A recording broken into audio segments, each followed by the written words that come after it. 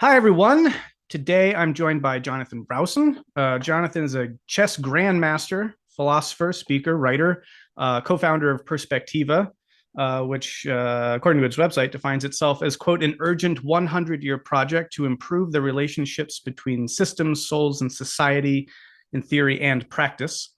Perspectiva also published this book, Dispatches from a Time Between Worlds. And I believe in the American edition, the entirety of the word metamodernity is on the cover. So, which is, I consider one of the most important books on dealing with metamodernity and metamodernism out there. A prolific writer, incredible mind. And yeah, I figured we could just get into it, the whole gamut. Nominally speaking, the podcast is Metamodern Spirituality. You've written on spirituality at some length. You have a book called Spiritualize. And I make mention of that actually in my YouTube After Postmodernism series that I did, referring to your involvement with metamodern spirituality. But besides the nexus of spirituality and metamodernity, there's a number of topics we could explore. So yeah, I'm looking forward to just kind of digging in, see what comes up. But thank you so much for taking the time and yeah, coming on. It's a pleasure. Can I ask, just because it's salient, are you outside at the moment? It looks like you're this kind of a wooden background, like you could be at the beach even. I'm inside, but these are some like drying herbs. Sort of gently disconcerting. It's sort of, I like it, but I'm a bit sort of confused by it as well. That basically summarizes my whole vibe. Gently disconcerting. If I can just, that's the sweet spot right there. Yeah, I live on a homestead retreat center, and so it has a very rustic, naturalistic vibe here. And so I'm often surrounded by drying herbs and a lot of flora. So yeah. Yeah, I'm interested. One potential way to just kind of open things up and dig into some of the material here would be, is there a particular way, or are there ways of thinking about this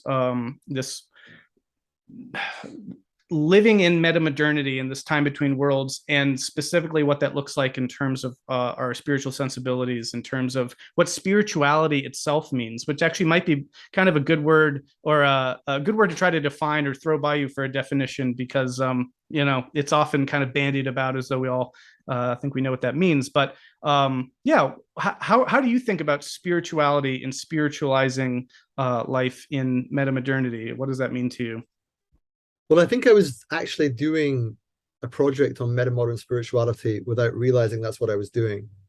And I was doing that for about 3 years, give or take. And the context was public policy / civil society / public event program / membership organization called the Royal Society of Arts in London. It's a beautiful Georgian building tucked behind the Strand. It's a lovely place to be. It's just very buzzy and lots of people coming in and out. And I got very lucky. That was my first job after playing chess professionally. And I sort of landed on my feet somehow. Initially took a job that wasn't anything to do with spirituality. Apparently, it was called the Connected Communities program. And my job was to do social network analysis and to figure out how people were connected in deprived communities. So it began quite, let's say, it began quite sociological in a sense. And then there was a sort of lateral shift to something called the Social Brain Project, which was a bit more about the fundamental assumptions we make about human beings and how they're baked into public policy models, and how we end up with governments and policy programs that are, sort of defined by a certain view of the human being that is maybe not helpful, probably not accurate, and certainly not inspiring. And that was something like Homo economicus or rational man, or a view of human beings as sort of profit maximizing individual agents, working mostly through their minds rather than their bodies or their milieus. And over a period of time, you begin to understand humans are much more automatic and habitual. They're sort of not just creatures of habit, but habit-forming creatures. We're not just somehow embodied accidentally, but our cognition is embodied, and much of what we do arises emotionally before it arises cognitively. And you begin to understand also that we're deeply social, and that's not just a kind of cute party affectation to say how lovely we'll all be social together. It's actually, how we are as creatures. It's how we think, how we feel, how we operate is socialized. So based on that, when I began to work on that project, I got interested in the limits of public conversation. Now, it's somewhat different in the US, I think, because we're a little bit further down the secularization road here, although it's a bumpy road with twists and turns and going backwards sometimes and forwards other times, and what do those terms even mean, right? But something about the feeling that you'd get to a conversation in this kind of context, which I think in terms of your terminology would be something like liberal postmodern context. Mm. And it would be, you could speak about social isolation, but not really what loneliness feels like, and the tragedy of loneliness, and the existential horror of loneliness, or even loneliness as an existential predicament, to be alone in the universe, not merely to lack neighbors and colleagues and friends. You could speak about sort of happiness maybe as a critique of GDP as the main measure of societal flourishing, but well-being might be possible too, but you wouldn't really get into flourishing or eudaimonia or anything like a sort of spiritual fulfillment of the human being didn't really come into it. And something similar would occur vis-a-vis when you're talking about new economic models and new economic thinking. People might go into, we need a model other than economic growth, but they wouldn't necessarily spell out what society was aiming for, if not that. And when they would, there was a kind of boundary, like a kind of invisible line beyond which you couldn't cross. And it was, I would say, somewhat metaphysical, but it was largely unconscious. It's you reach the boundaries of what sometimes called the social imaginary. And that's the context I was in. And this is going back to now, let's see, 2011, 12-ish, that kind of time. And that's what happened. I created a project called Spirituality, Tools of the Mind and the Social Brain. That was just the line we alighted on. But the reason that was interesting was it was in some ways going into the roots, sort of using the modernist frame, the scientific roots of the human being, to give you permission to go back in traditional terms to something more religious, about a different view of, I don't know, reverence or unity. I'm reminded of this great saying by, I believe, Gregory Bateson, who said, the loss of aesthetic unity was a fundamental mistake. And by that, he means that when we lost the sort of traditional view of the world, of God unifying all things, we never quite recovered from that fragmentation at some level. So there was a kind of going from a postmodern, how do we get to fundamental matters, hoping science would be some kind of axiom. But really, it wasn't so much the axiom. It was more that gave you permission to go into the pre-scientific worldview and then bring it all back into something like, and now what do we do, given our various wicked problems that we were facing at the time? That's what I was up to. And it led to this led to a previous version of this book, which is the second edition I've got here. And it was more like a report the first time around. It's by the same title, Spiritualize. And I did it because I loved it. I did it because it was just where I was at the time. But I was blown away by the reception. And it was as if people were just so hungry to talk about this. It was as if the permission was granted to speak of what they didn't feel was allowed to be discussed. And it went beyond, and you'll come back to your question about defining spiritual and spirituality. But there was something about the process of doing this that suddenly civil servants would come who were otherwise very professionalized and careful with their language would suddenly say, yes, I've felt this way for a long time. We need to speak. And the fact it was happening at the RSA was important because the nature of the institution, it's quite respected, quite establishment, and quite secular in its own way too. It's a liberal enlightenment kind of place. Yeah, that was the kind of, let's say, narrative context in which this arises. So you asked the question, how did I define spirituality? So when you say spirituality, it has a noun-like quality. It's as if it's like tables, chairs, houses, cars, and spirituality. People go looking for it as an object in the world that can be sensed, heard, or felt, or whatever. And that's not the case. You're speaking of something interior, something between, something beyond.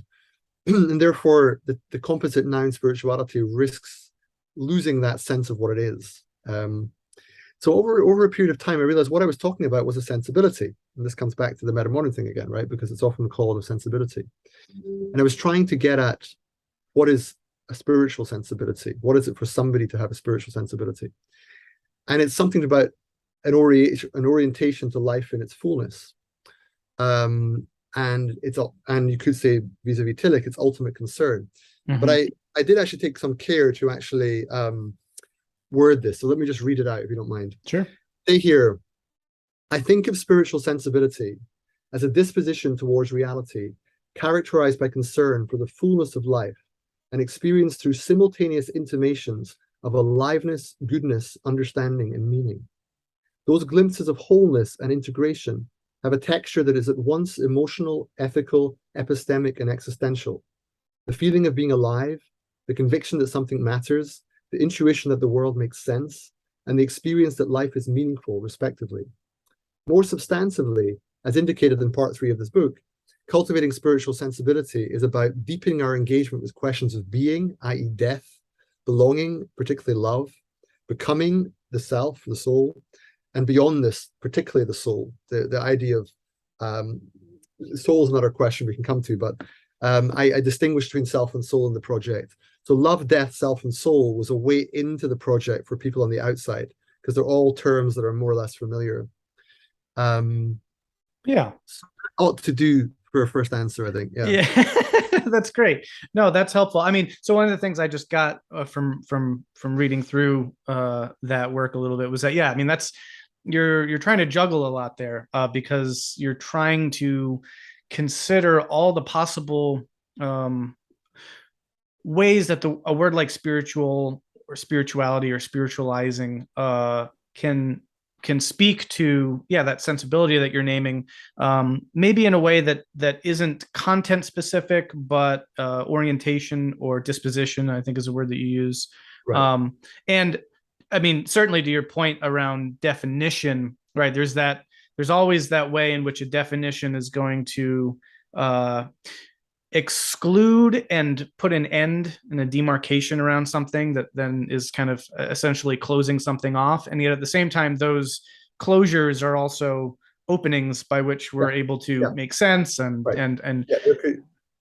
they're creative constraints and, and they're valuable. It's just important that when you do the reason for the refrain is that there are many concepts. I mean, my PhD was on the concept of wisdom, right? So there's a whole chapter called Indefinitely Defining Wisdom, where I deal with the whole notion of what it is to define something and why we do it and why we need it and so forth. And there are some concepts and the soul is one of these, that it gets to the point where if you can define it, you've kind of missed the point. Because its very nature is meant to disarm you of that kind of conceptual safety blanket, if you like. It's meant to leave you disarmed and kind of open. Yeah. Well, but at the same time, I mean, the reason why, just to, I wouldn't not even push back, but just to yes and some of this though, there are ways in which sometimes there's unhelpful or even dangerous equivocation around things, right? Where if we can't begin to get a sense of what it is that we're referring to and what is sort of falling into our ken, it forecloses other affordances. I don't know, just to put one term to it. And so one of the things that I find interesting about trying to define a word like this is that there's something about traditional religion that I think we're very familiar with. When we see it, we know it. You know, it's like there's someone praying, and there's like a scriptural element, and we maybe know people, or maybe we are ourselves someone who grew up in a traditional religious context and all that. And there's a whole thing there that it's sort of like, yes, that's religion. We get that, and I think that is also a lot of the stuff that is is excluded from the public discourse in the way that you were talking about. Yeah. That's kind of precisely what in a kind of polite way we're not going to talk about, because that's sort of personal and let's not go there.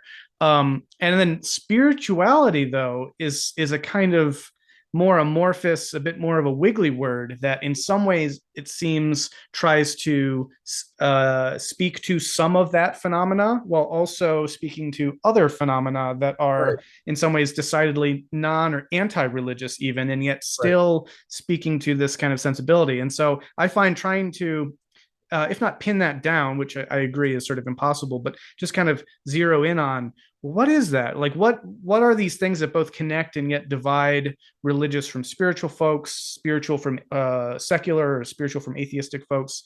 And I feel like that can be generative and sort of it getting a sense of, because the last thing I'll say about that is that what you were talking about earlier about the RSA project you were working on and the different groups that you were dealing with is like there seemed to be something missing, that there was an elephant in the room that people kind of agreed not to speak about, right? If we're going to kind of do public discourse and have public space and do all that sort of thing, right? And yet is something so important. It's issues of like ultimate concern are the things that we're not going to address, right?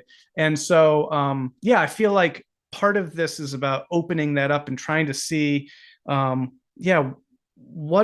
those things are. And if we're leaving that out, it seems like we're leaving out something really important, both from a kind of social standpoint, but also from a kind of political and policy standpoint of like what kind of society do we want to live in, what kind of institutions are we setting up. And if we're not dealing with the whole person and we're actually leaving out this sort of gaping void of like where all the most important stuff kind of come together, then kind of no wonder that we live in societies that seem to be unfulfilling or vapid or superficial or whatever.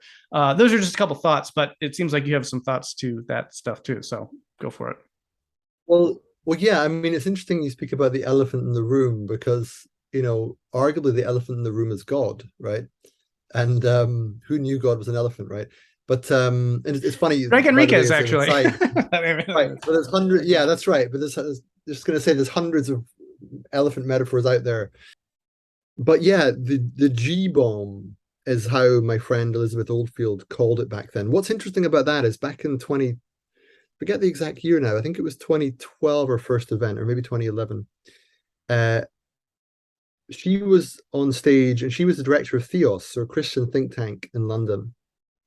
And she was very supportive of this project. Great, let's all talk about spirituality. But she was one of these religious diplomats. Like, okay, yes, the spiritual, but how does it work?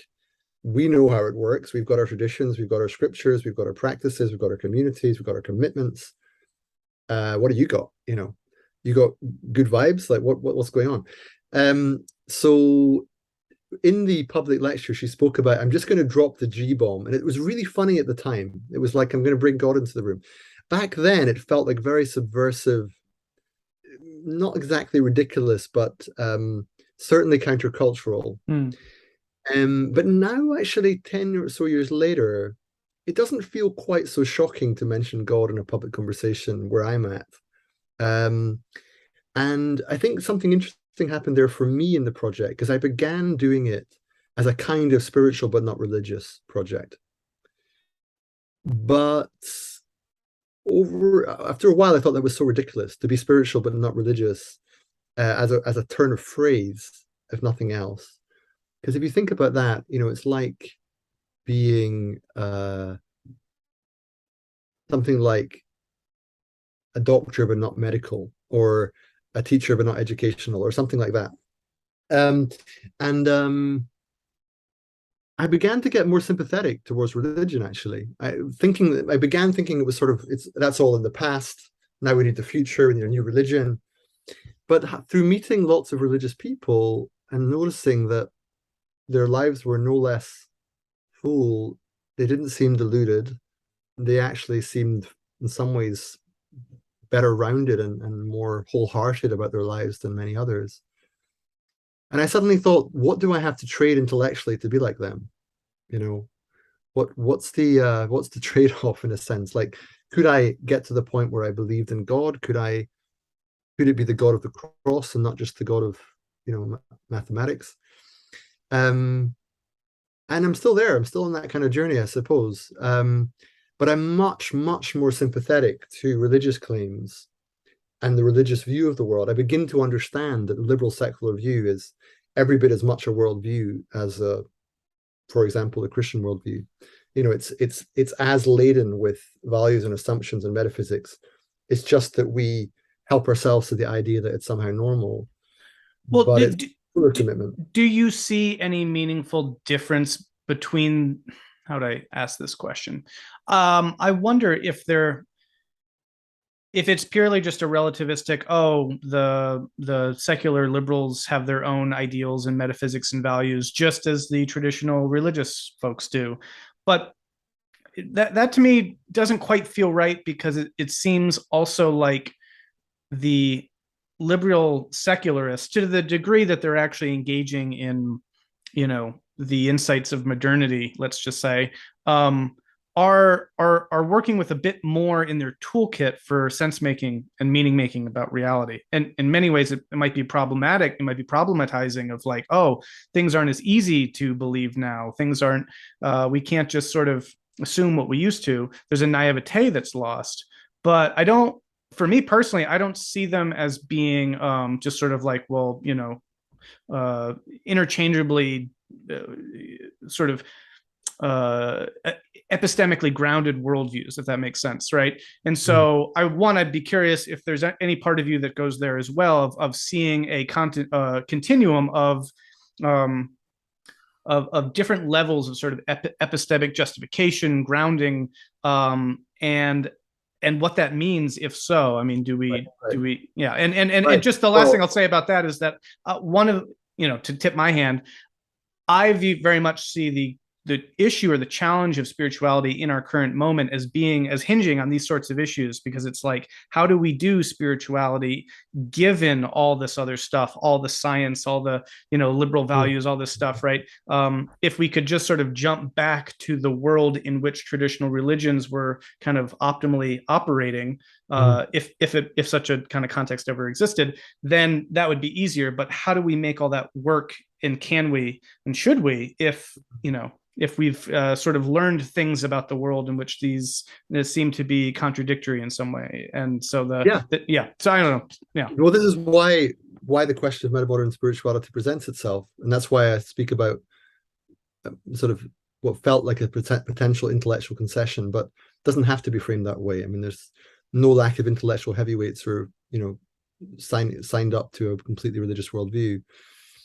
So you pose a very good question, and it's well taken. It's not necessarily equivalent, but here's why I think it's ultimately equivalent.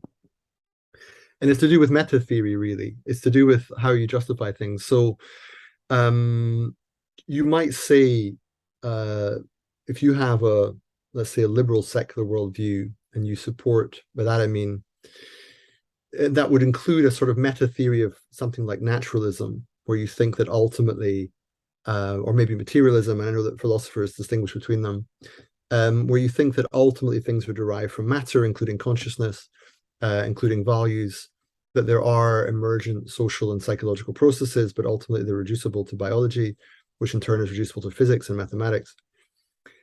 And you can have a rich, full cultural world like that, but you don't need God, and you don't need to ground it in anything other than these emergent processes that we can understand rationally and scientifically and philosophically, and that's roughly the worldview. And like you say, that comes with quite a lot of power, because it's backed by methodologies and institutional frameworks that say this is a valid way of viewing the world.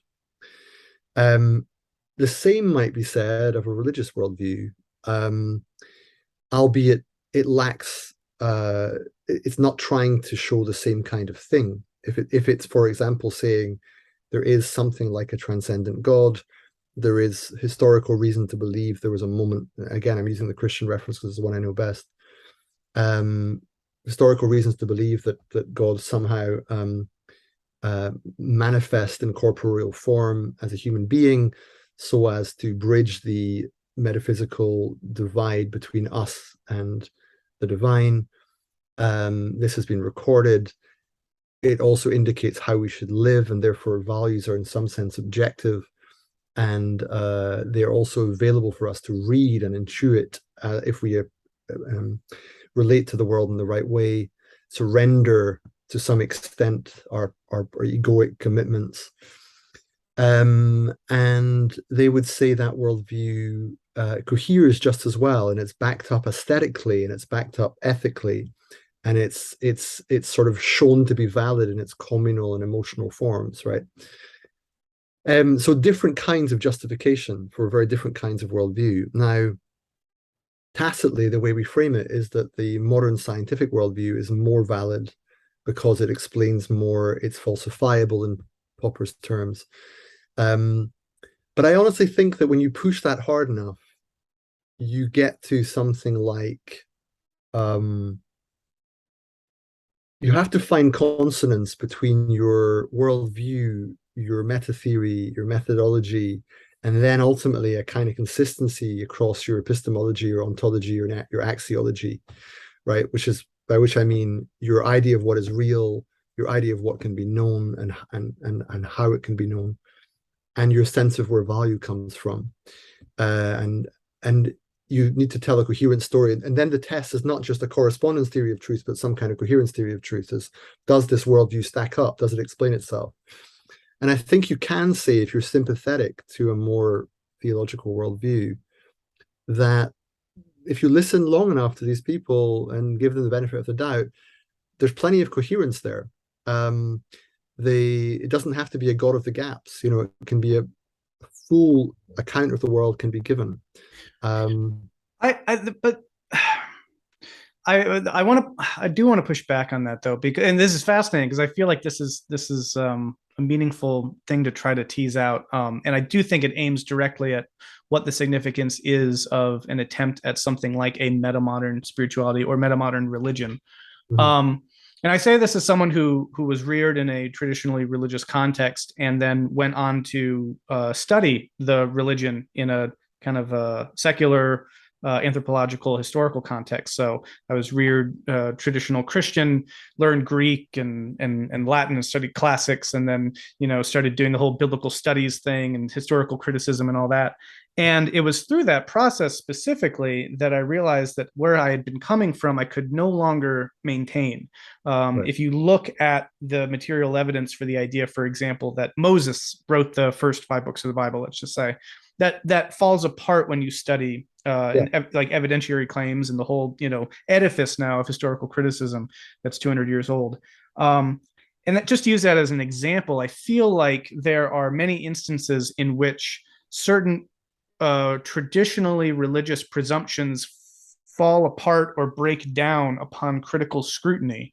In many ways, I interpret the kind of rise of modernity, broadly speaking, and the whole Enlightenment project leading up into the 20th century as the unfolding of that process. And of course, then the Victorians, losing it and losing their faith and all that, right? It's been a long secularization process because of the grappling with this this sort of new methodology and a new standard of assessing the veracity and the fidelity of truth claims and whatnot. So, and as someone who in miniature has sort of experienced something like that process, there's a part of me that, because of that, doesn't want to then lead to a conclusion of, well, you do science, I worship Vishnu or Christ or what have you, and they're all one, right? There's something about this whole thing that we've been doing for the past 500 years that I feel like is valuable. And then the question is, all right, if something like that is true, can we still do something like this spiritual thing after all that, on the other side of that? And that's how I tend to conceive of something like a metamodern spirituality. But I don't know, would you disagree or try to nuance any of that framing? I don't know if I mean, I can disagree for the hell of it, but I think the way my first orientation to this is there's epistemics and there's aesthetics. So one way of looking at this is if you're speaking about justifying truth claims, most people, religious views evolve, and people start off thinking the world was made in 7 days, and there was, a snake in the Garden of Eden and whatever. And then over time, they're like, well, this is allegorical, and this is mythos and not history. But then they'll insist on saying, but this bit is actually history. And we think the evidence to show that at least it's possible that it was history, and so forth. But that sort of epistemic, what do you know and how do you know it, and is your worldview therefore justified?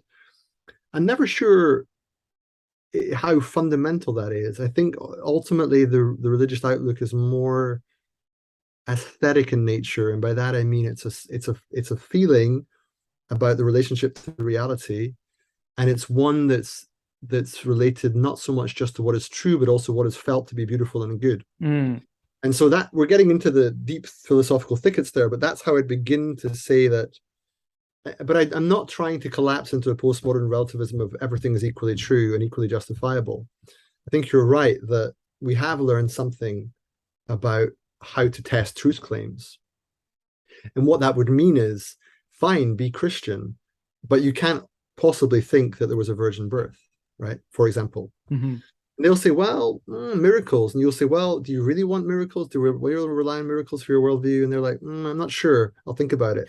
And that's how I see it. I see it as a kind of tension. Yeah. Well, and just to tie back in what you were referring to earlier with this RSA project that you were working on in these groups, right?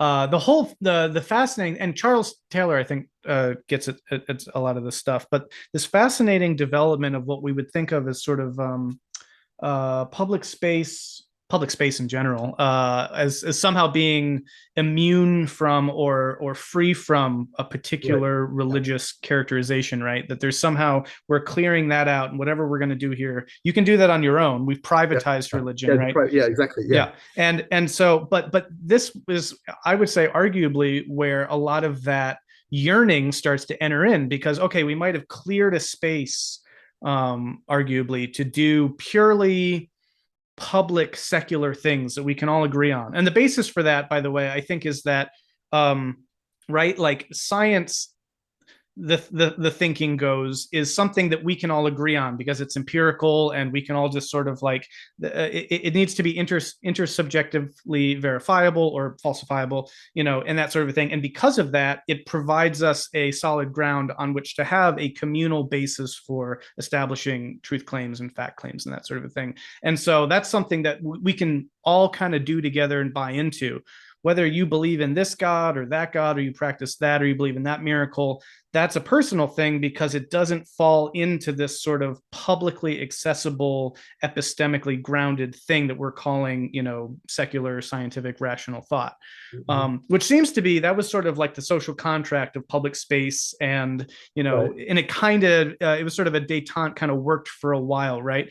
But then what it did is it sort of created that yearning of like, well, wait a second, this is a very hollow, bland form of public life if we can't come together around value and belief and all this stuff, right? And then it creates this real crisis of all of the most important things are somehow sucked out of public living and public expression, including the very ground of a functioning society, which are values. What are our shared values? And if you can no longer ground your values together, then arguably so that again is a very, I think, that's the dynamic, I think, in which we find ourselves in, where people are starting to both re-engage with spirituality, become more comfortable speaking about it, and the fact that even over the course of 10 years, that now dropping the G bomb can become more kind of culturally appropriate in some ways, I think is speaking to this fact that, like, yeah, this isn't quite working, but we haven't quite figured out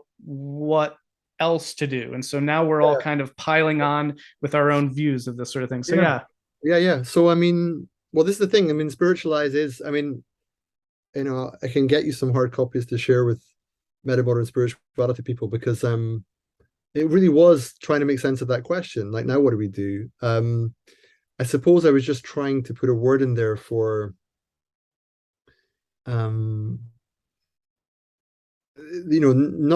not to assume that we have a shared metaphysical set of assumptions, that as you so to back up, I think it was Habermas who spoke about the breakdown of the value realms in modernity being a big Mhm. crisis in modernity, that truth, beauty, and goodness were somehow severed from each other. And that really matters, because what you're describing as, on the one hand, we can agree about this in the public realm, and we have the publicly acceptable, intersubjectively ascertainable truth claims that work for certain kinds of natural science, but not much else. Probably doesn't work even for psychology in most cases. Um, you have that, and great, good luck to you. But that, you can't build a society on that, right? You can create some tools and medicines and stuff, and great, that will probably help. But it's no basis for a shared life of meaning and purpose worth living. But the question then is it just a matter of adding on to that? Or is it something about the very mentality that says you can separate that off from beauty and goodness dimensions? I don't know quite how one begins to answer that, but you do need to be careful in thinking that somehow you can sort out truth, beauty, and goodness as if they're separate things, because they do bleed into each other in various ways. Mhm. But coming back to the bigger question, what do we do? So I'm this is right on what I'm wrestling with at the moment. So there's a part of me that would find life a lot easier if I could just sort of go to church, for example, and just say, yeah, it's mysterious, but maybe the resurrection story is true in some historical sense. I can just about explain to myself what it means for what sin might mean, what it would mean for Christ to die on the cross for us. I could give a metamodern spin to that would be more or less compelling. But do I really believe it? And secondly, can I bring it to bear socially and culturally in the way that would bring others with me? There, I'm less sure. At least I've yet to find the community or the church or the preacher to Mm. bring me that way. Mm. But um, there are inspiring figures out there, metamodern Christian thinkers who are quite impressive. But I'm also partly Hindu. My wife's Indian, and I'm, by sort of intellectual training, I'm a bit more Buddhist. And then I'm kind of skeptical by temperament. So it's a struggle. It's like Yeah. not easy to go back to sort of one way of seeing the world. And that's quite a metamodern predicament too, right? And I have friends who find that, Christian friends who find that a little frustrating, but also Christian friends who frankly are a bit beyond it and say, look, get over yourself. You just need to surrender to God. And I'm not sure they're not right. So Yeah, that's very fascinating to me. I mean, I love Kierkegaard, and I find Kierkegaard to be a very kind of proto-metamodern thinker, and very much sort of you could almost call him in some ways something of a metamodern theologian because of that. But then, of course, once you start doing that, there's all sorts of metamodern theologians you could find. Nietzsche might right, even count for one. right. But well, you name a lot of realities that one, I think a lot of people are wrestling with. I think two, they get to the heart of a lot of the cultural ambivalence or cultural uncertainty that we're living through around uh, cultural values, cultural codes in conflict, the culture wars, et cetera, and how we adjudicate and negotiate these sorts of issues. Which, I'm not trying to put you on the hot seat of like, what's the answer to our, Mm, our cultural crisis essentially that we're undergoing. But for me, hearing that, you raise a couple of potential options that come up, right? Like one is this is a kind of either non-rational or trans-rational thing that needs to be decided at some kind of uh, level where someone just consents or defers to sort of the Godhead and submits in some ways. I think in mm, some ways Kierkegaard does take that kind of approach of embracing the absurd, right? mm. And I think that there's stuff you can say about that approach, and there's problems to it as well. I will also say that I do think that the world stands in need of metamodern theologians.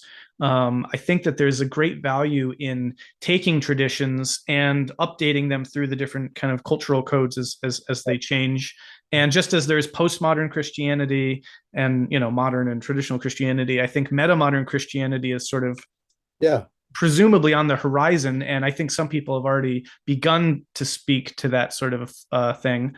At the same time, though, there's also this issue of really grappling with the pluralism of it all, right?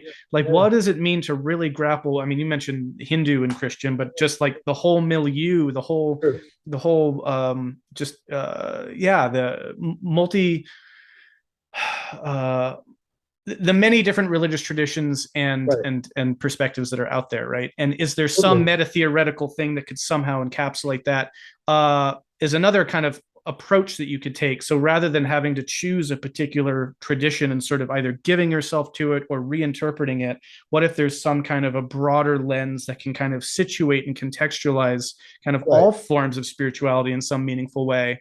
And I find that to be a very compelling idea. So anyway, those are a couple of things that came up for me. I don't know if you have any Well, thoughts. it's quite a lot. I mean, there's a lot to discuss there. I mean, a few things come to mind. One is that attempt to find, comparative religion plus, let's say, to include non-religious approaches as well.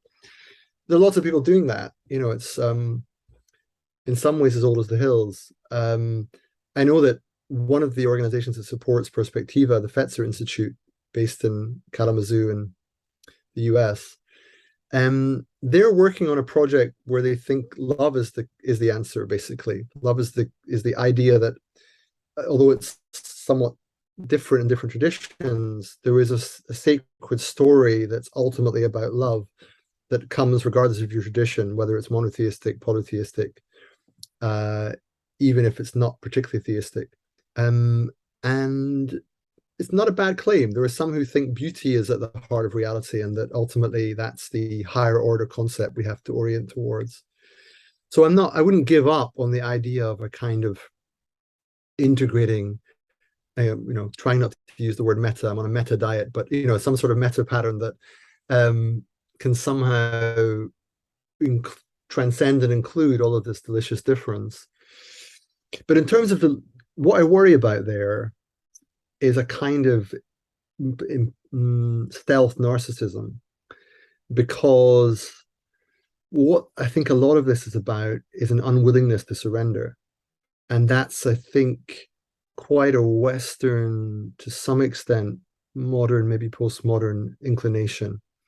That I'm just too interesting to go to one tradition. I have too many perspectives. I've read too much. I've lived in too many countries. I can critique things. I see the flaws in the evidence. You can explain it away so easily that you're just too cool to commit to a tradition, right? Mm. And I worry about that. I worry that's the devil, as it were, the ego at least, Mm. that is trying to say you were hands. And this is where I don't know how much, I know you've spoken to Zach Stein. He's a good friend and kind of colleague of mine as Mm-hmm. well. And he's doing a lot of work on what might be called metamodern metaphysics.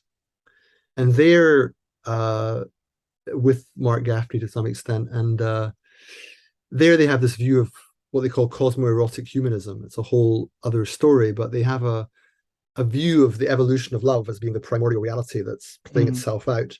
What's interesting about their worldview, vis-a-vis what I just said, is they think the unique self story, the uniqueness of the individual, is where the sacred is. Mm-hmm. Sacred is ultimately finding your own place in the divine as a unique being, right? So there's a sense in which there is a kind of, the flip side of narcissism is individuation, you could say.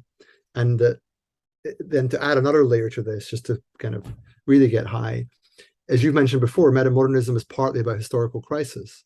So whatever the spiritual or religious response, it has to grapple with a world of radical ecological, I hesitate to say catastrophe, but diminished ecological world that risk losing its own basis for renewal in the context of a kind of miasma of misinformation, technology that's controlled by a kind of oligarchy, breakdown in governance, bioprecarity. In other words, a world that could conceivably fall apart and destroy itself, maybe through nuclear war ultimately, or some other way that we can't imagine. So whatever you bring into being, whatever this thing that you're talking about is, metamodern spirituality, it has to honor the prior cultural codes, yes. I think it cannot foreclose a particular metaphysical view of the world. It cannot demand that you see things a certain way. Nonetheless, I think it has to commit to something other than a kind of lowest common denominator synthesis point. So I'm not sure love is enough or beauty is enough, because, after a certain point in time, you want to go and practice or be with people who see the world like you, or who give you the sustenance and succor you seek, or inspiration you seek. And so somehow you also have to be mobilized into action to meet the demands of the historical moment as well. Yeah. And I don't know what that is. So one further thought here is, you can bring people together, in the name of spirituality. There's a group. I have a good friend, Pippa Evans, who created something in the UK called Sunday Assembly that also went international to some extent. And I think that was actually quite, in cultural code terms, quite postmodern, in the sense that it was bring yourself, have fun, sing along. I think they had a tagline, live better, help often, wonder more. But if you think, each of them are very non-specific, they're not really commitments. It did manifest in real charity work, and it's alive and well in a certain sense.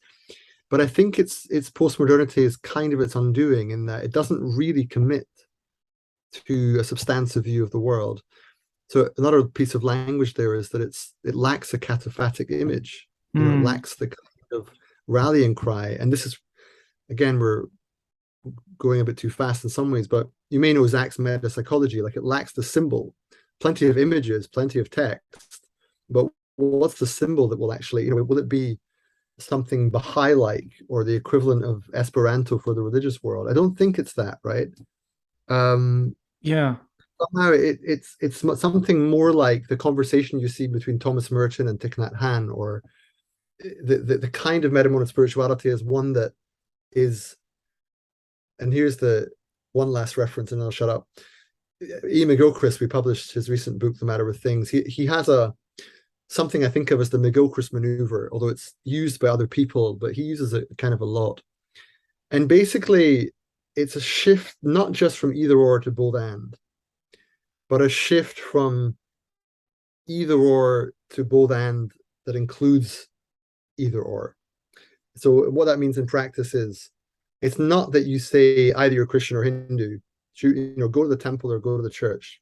It's kind of one way. Nor is it saying both turn up, we'll pray to, Hanuman and Krishna, we'll sing your kirtan songs, we'll light the incense, we'll have prasadam, and we'll also read the Bible and say the Lord's Prayer. No, that's also not going to work. It's going to offend a lot of people.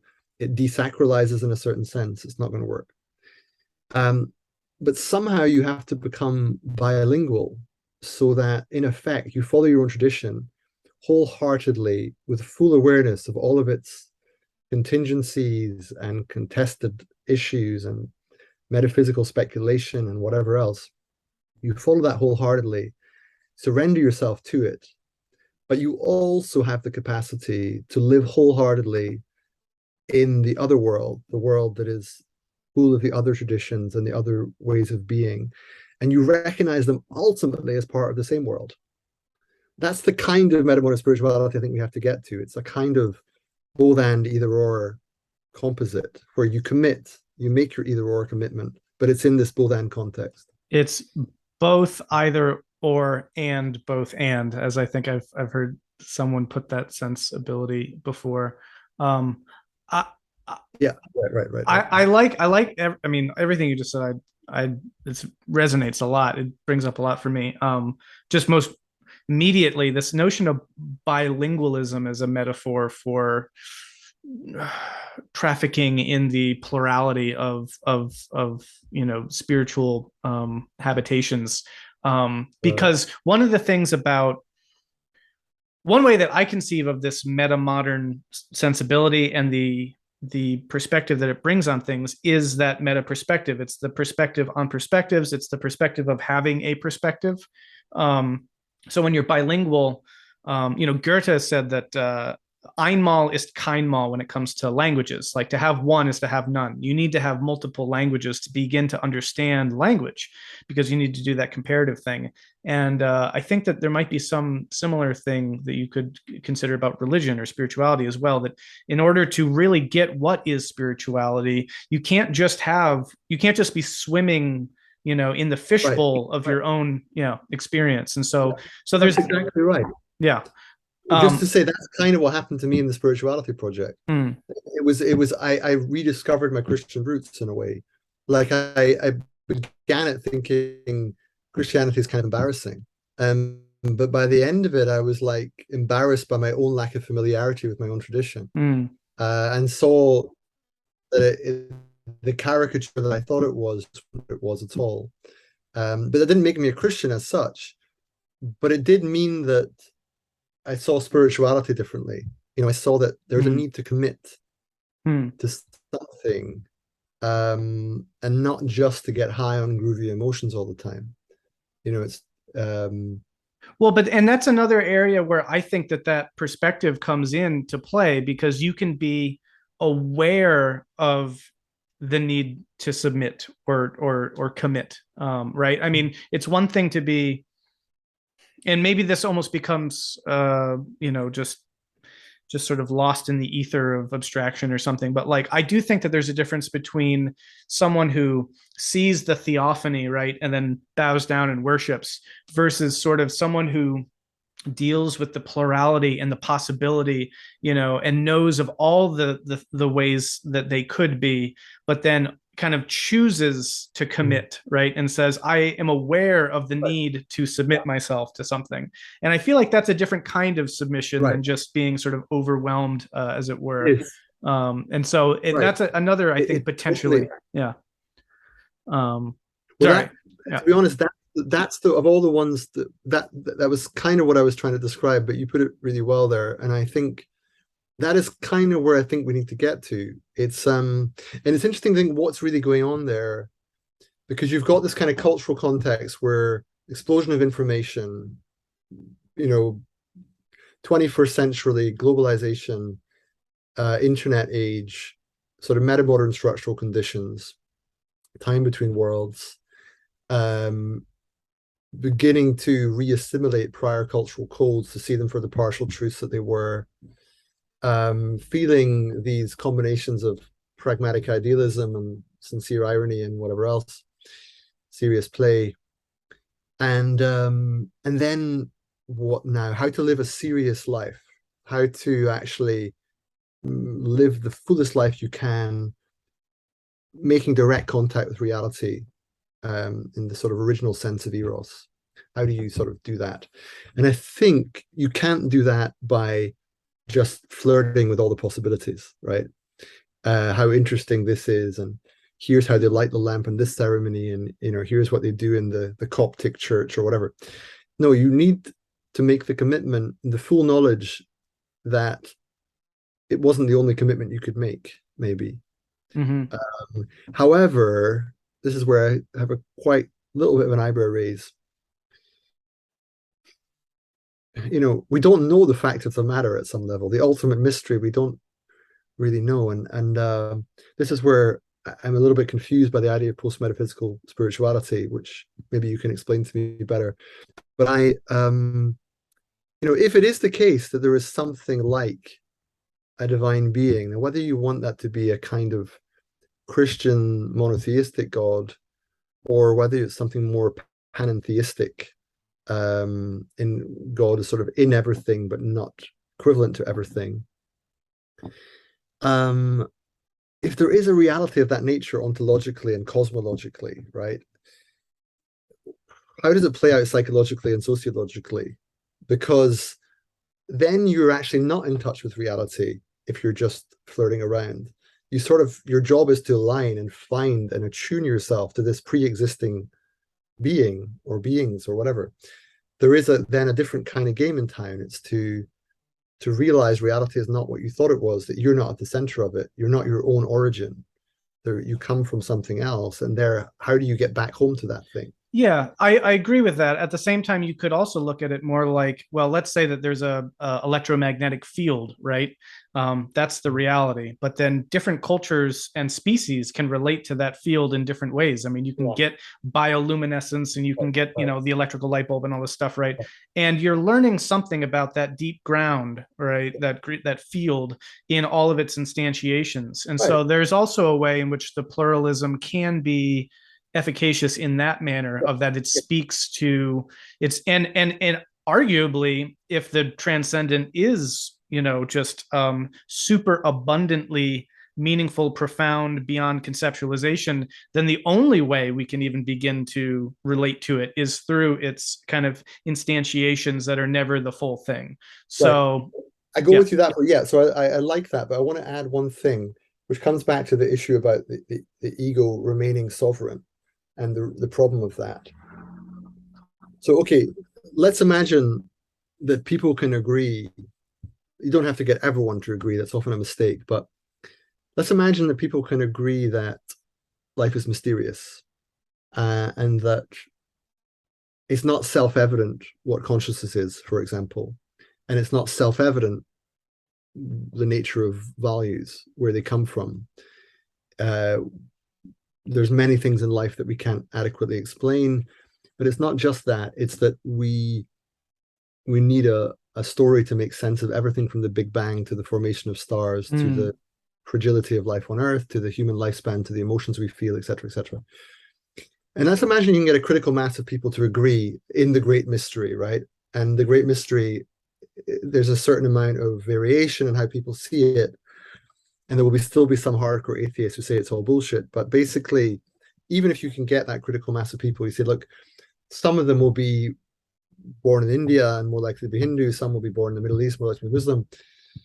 Some will be Jewish, some will be Christian, etc. And you're saying, look, that's okay, because there's one reality, many paths, and that's comparative religion 101 at some level. And that's okay. In fact, it's a bit deeper than that, because it's all you could ever have, and it's foolish to ask for more at some level. It's like, don't look for the one path, accept that the nature of God will be such that there will inevitably be many paths, that somehow the plurality is part of the beauty and that kind of. So one last thought, because let's assume all of that more or less stands up. Then what I worry about is paradoxically choice. I worry that we're choosing it rather than, because that's still a kind of sovereign egoic act. And that makes me nervous, actually. I wonder, I would rather it was chosen, that it was somehow revealed, I suppose, in the old classical sense of revelation, and that we didn't feel we had a choice, that we were sort of pulled into this calling, because then it would be more like the real thing. And I suppose what often happens is a bit of both. People have this faith and doubt, and they're like, yes, I feel called and I sort of believe, but I don't exactly. And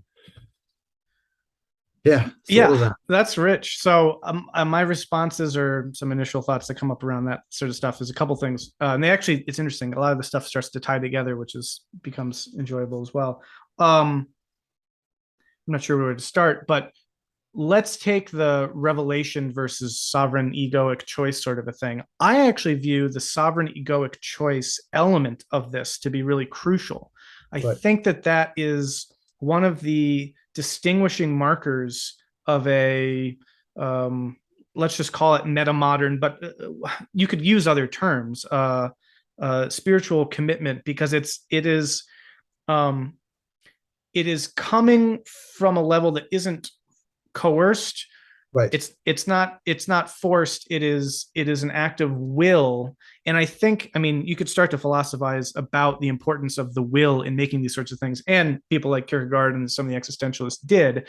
But without going into all that, I do think that it's really crucial to acknowledge the plurality that leads to the act of will rather than conviction. Conviction, Right. is like you're overpowered. You're Right. convinced. You have to do it. 1 + 1 = 2. There's no Right. choice. But Right. when it comes to these matters of value, it's precisely the choice that No, leads okay. to free will. I get Um, it. Yeah.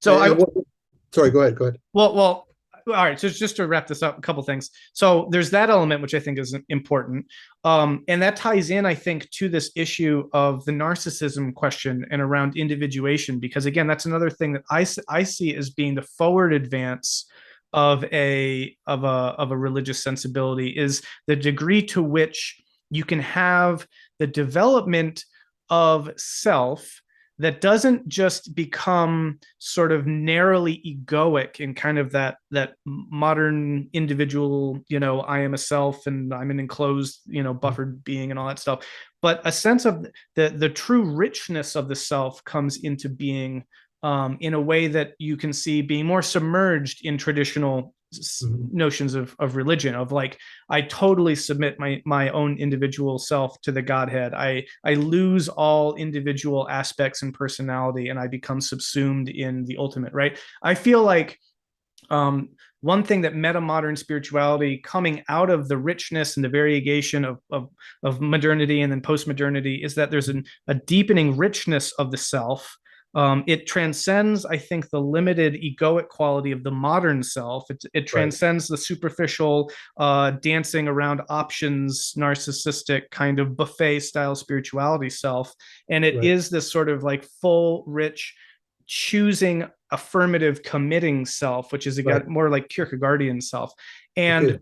And then that, I think, is the place from which you engage in the symbol, in the creating of the symbol, in the relating to the symbol, because that is the that's the that's where the plurality begins to become really, I keep using the word rich, but there's a depth to the pluralism at that point. It's not just that you can hop around these different options. It's that actually, like, each at a certain level, each individual soul has a profound contribution to make to the wholeness of whatever this transcendent thing is, Right. and that I think can be a very powerful idea. So there are a bunch of Yeah. interacting notions No, I there. like it. I really like the way you described that, and it makes a lot of sense. I mean, it occurred to me while you were speaking that when talking of will, and I was speaking about surrender, weirdly, the statement "I surrender" is an act of will, right? Which makes it a kind of paradoxical and therefore potentially Hmm. metamodern, kind of phenomenon. It's something about the choice to surrender that paradoxically places you both, as a choice maker, but also a kind of freely choosing to give your some of your choice making capacity away. But I hear you that also the kind of self that chooses, that is non-naive, experienced, non-coerced, not not doing it as some sort of identity showmanship, but because it's the full expression of who you are to commit to this other thing, then it does have its own kind of beauty. I agree. Um, I mean, and I can see how that could happen in one's life, that you get to a point where you sort of say, I've lived enough to know that now I have to commit to this thing. But you do it knowing that it could have been otherwise. You did have a choice. Well, And that's where we want to get to, I think. yeah, and Yeah. not only that, to know that it could have been otherwise, and yet still to choose to affirm that what you chose is the only way it could have been, if that makes sense. Yeah, it makes sense in the mystical sense, but yeah. Yeah. I mean, the other thing that I wanted to ask you about, I suppose, is, I'm thinking of Jeffrey Kripal's work a little bit, but just generally the sense that reality might just be so very different from how we assume it to be, and that there might be these other beings in some kind of other dimension that we can't access, and that some occult phenomenon might be true, and that God knows there might be UFOs, and who knows, even astrology might have some validity, like all sorts of things. And I don't mean that as some kind of hand waving, who knows what's going Yeah. on. No, I know. I I get you. mean something more like I'm at a stage of life where, having looked at these things with some care and experienced many of them, I can't honestly say I know um, what the fabric of reality is like. It remains a big conundrum, and I suspect it probably always will. But I also know that the kind of person who wakes up in the morning and does an I Ching reading to figure out how to live their day is quite different from the one who puts on the lab coat and goes in to do an experiment. And their spirituality is unlikely to be the same. So somehow the metamodern spirituality you're alluding to, um, what does it have then? It has as a something about individuation in there, but maybe I sometimes speak about collective individuation, and I do that to distinguish it from just the kind of individual by themselves, but rather in the historical moment they individuate in order to relate and serve the sort of time they're in. There's something about individuation or collective individuation, something about epistemic plurality, knowing that there are multiple ways of knowing, something about ontological plurality, knowing there are multiple visions of what is real, something about metaphysical imagination, and then something about a dignified relationship to what's gone before that's non-naive and non-coerced, such that you can live all of that wholeheartedly and fully and cry through it, saturated by it, and know that some of it is more, in some sense, more real than the rest of it, but you might never know which part is which, and the whole of it has its own reality that you have to live. Something Yeah. like that. Yeah, no, I think Really. that's beautiful. That's a beautiful summary. And I guess maybe to sum that up, there's a epistemic humility that's attached to it all as well when you're confronted by that plurality. And I think maybe one way to kind of summarize all that down is that there's, the march, the continual advance of self-reflection or just reflection in general, but at a mystical level, if you're thinking about reflection, you're reflecting on yourself and the self as a whole and all this stuff. But there's this continual reflective and then reflection on reflection. There's this accretion of reflection that occurs through culture, and we become more aware of the world and ourselves and our relationship of things.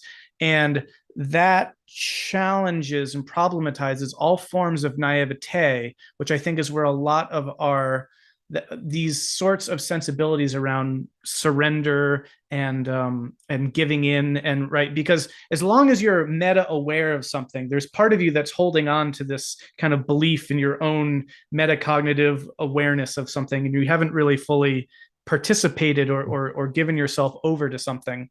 And I guess what I'm trying to get at is that, well, I do believe that is kind of always continuing, and we're always kind of reaching higher and higher vantages, and we're able to look down more and more and say, oh, that relates to that, and now I can see that that's how that works, and blah blah blah. At the same time, there also always remains that stuff above you that you still can't see. There's always still the mystery ahead, right? And I think that maybe that might be where you retain that sense of true, genuine, ultimate surrender, of just, yeah, we'll never know everything, and the very nature of an evolving, changing, developing universe is such that that will always be the case. And so on a part of me is like trying to articulate that a metamodern spirituality, I feel like, is trying to engage at the highest level vantage possible in terms of reality, and still find that profound, spiritual, meaningful, existentially significant, vibrant, flourishing perspective.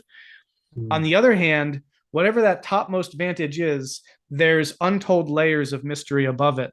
And before that, you can only bow and worship and sort of submit. So, there's that element of it as well. But I'm tempted to say that we should probably conclude our conversation soonish. I usually try to do about an hour and 15, and I think that we're at about that point. Fine, I've lost track of time. Where are we? Okay, yeah, fine. So, but I mean, obviously, we could keep going. There's so much. This has been great and very rich, and I'd love to continue exploring. I always say this to everyone. It's always just like there's so much here, but yeah, we can always revisit. It's always good to be left wanting more at some level. So yeah, well, do you have any closing thoughts or anything you want to feel like things you didn't felt like we didn't touch I on? Or suppose, no, only that insofar as people are interested, I know you've written and spoken about metamodernism, and you've mentioned kindly the book Dispatches. Inside that book, there's a preface where I speak about my own grappling with metamodernism and how it, it kind of crept up on me at some level, and I had to make sense of what it meant. And that essay is freely available online for those. I hope you'll buy the book, first of all, Dispatches from a Time Between Worlds, Volume 1, Crisis and Emergence in Metamodernity. But the preface to that is called Metamodernism and the Perception of Context, the cultural between, the political after, and the mystic beyond. And that's an essay I wrote to make sense of metamodernism, and that's freely available as an essay online. And just that, yeah, it's a really interesting brew to combine metamodernism and spirituality, because I think a lot of the critiques of spirituality are actually postmodern critiques. They see it as it's weird, it's a kind of modernist, a lot of the kind of, spiritual, not religious, discomfort that people have is that it's seen as a postmodern antidote to a modern problem, or a traditional problem potentially as well. But it's seen as a problem because it's postmodern. It's kind of like you want your cake and eat it. You get lost in the lack of ethical commitment at the heart of it, a lack of a kind of commitment to reality at the heart of it.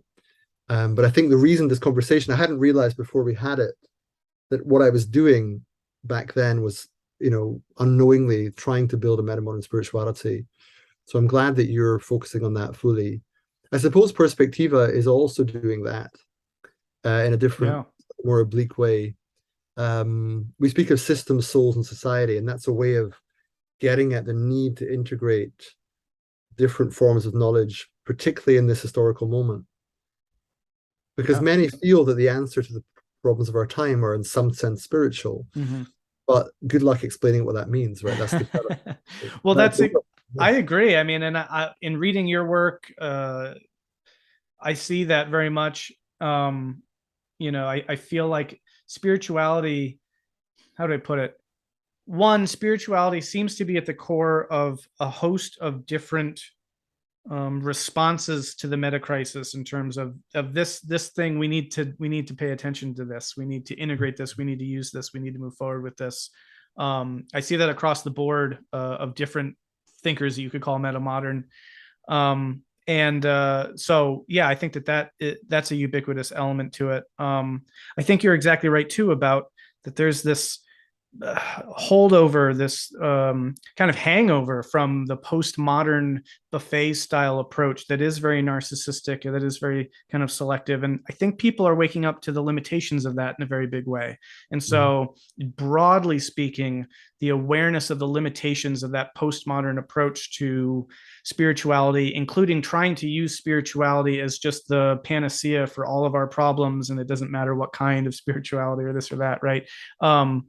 I think that there's a growing awakening to the limitations and the problematic nature of that. And so whatever it is that comes next needs to be something deeper, more grounded, more rooted, more committed, right? And so whatever I think metamodern spirituality evolves into, it will be many pronged. It'll have elements that make a family resemblance, but it'll also be anything from just a full-fledged meta-aware commitment to surrendering to the Godhead, to a creation of a new religion, to, you know what I mean? Like it's, yeah. Well, I mean, one last question we don't have to answer, but it occurs to me just in the wordsmith in me is seeing the words and wondering about it. So metamodern spirituality, right?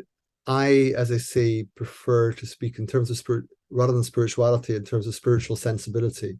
So for me, that translates as metamodern spiritual sensibility. But then I think, hang on, do you even need the middle word? Like, is it possible that the metamodern sensibility is inherently spiritual, in that the kinds of qualities that metamodernism brings with it lead one to that kind of relationship to reality? It's already got an aesthetic. It's about mixed feelings at some level. It has a certain kind of ethical commitment baked into it. It's very much reckoning with the historical moment. It's informed by tradition, informed by modernity, informed by postmodernity. So it might be that, while I don't say you have to change your podcast title or anything, but I wonder if the word spiritual is already sort of priced in or baked in Yeah. to the very idea of being metamodern. I think that that's a very good insight, and I'm inclined to agree with you. So But yeah, okay, well, that's a good place to end then. I mean, but I think it's fine to use it as a sort of reiteration of the point. sure. Well, this was great. I really enjoyed this so much. I really appreciate you taking the time and having these conversations, and I appreciate the work that you're doing. I mean, across the board, you really are prolific in the things that you're engaged in, both at a authorial level, but also at an administrative level, and just all the stuff that you're doing is, it's really important and crucial stuff. And I will make one last plug for the book, which again is, I think, one of the most important texts out there on metamodernism and metamodernity. So I encourage that. But hey, Jonathan Rowson, thank you so much. Greatly appreciate it. It's been a pleasure. Well, thanks for those kind words as well. It means a lot to me, and I really enjoyed it too. Look forward to hearing what others think as well. Cool. Thanks a lot. Take care.